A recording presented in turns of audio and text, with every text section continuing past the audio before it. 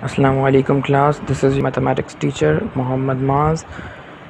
Previously we have done question number 1 of exercise 9a, page number 12, chapter 9, book is D1.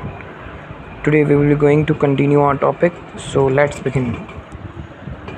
Now look at question number 1, question number 2a. तो guys question number 2a के अंदर हमें a की value find करनी है और हमें दो रेशोज़ दिए हुए हैं in the form of equation. ठीक है जी. a/400 is equals to 6/25.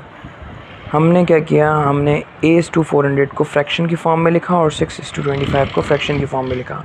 उसके बाद हमने क्रॉस मल्टीप्लिकेशन की और उसके बाद फिर हमने अलजेब्रिक इक्वेशन की तरह से सॉल्व कर दिया. हमारा आंसर आया a is equals to 96.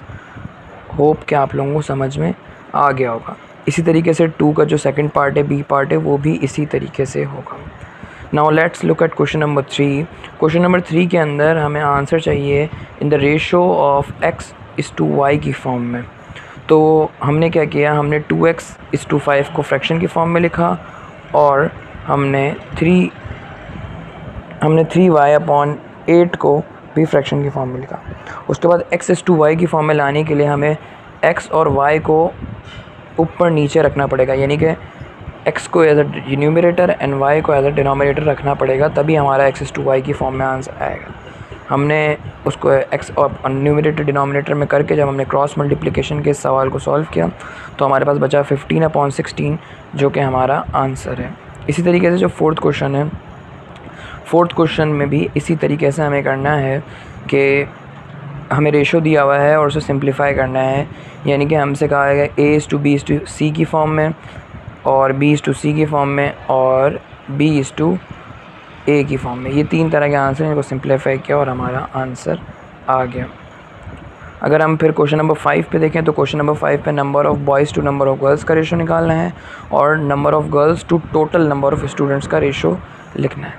Question number 6 के अंदर हमें डिफरेंट ग्रुप्स बताए हुए हैं, media representative, sportsman, athletes, volunteers, इन सब के हमें नंबर दिए हुए और हमें इन्हें रेशो की फॉर्म में लिखना है. क्वेश्चन नंबर 7 के अंदर हमें रुई फेंग और विशाल के बारे में बताया है कि एक अमाउंट है जो इन दोनों में डिस्ट्रीब्यूट हुई है इन द रेशो ऑफ 5:9. 5:9 के रेशो में इनके बीच में तकसीम हुई अमाउंट. हम इसे टोटल अमाउंट मांगी है. हमने क्या किया, हमने r/v इज़ इक्वल्स टू 5/9 लिखा. उसके बाद हमने क्रॉस मल्टीप्लिकेशन कर दी तो 9r is equals to v5 हो गया.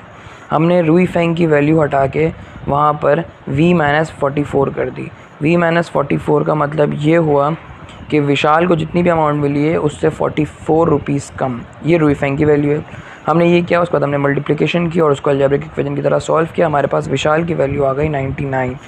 हमें टोटल अमाउंट चाहिए थी, हमें पास विशाल की अमाउंट आ गई. रुई फेंग की अमाउंट विशाल की अमाउंट में से 44 माइनस करा, दोनों को प्लस किया, हमारे पास टोटल अमाउंट आ गई.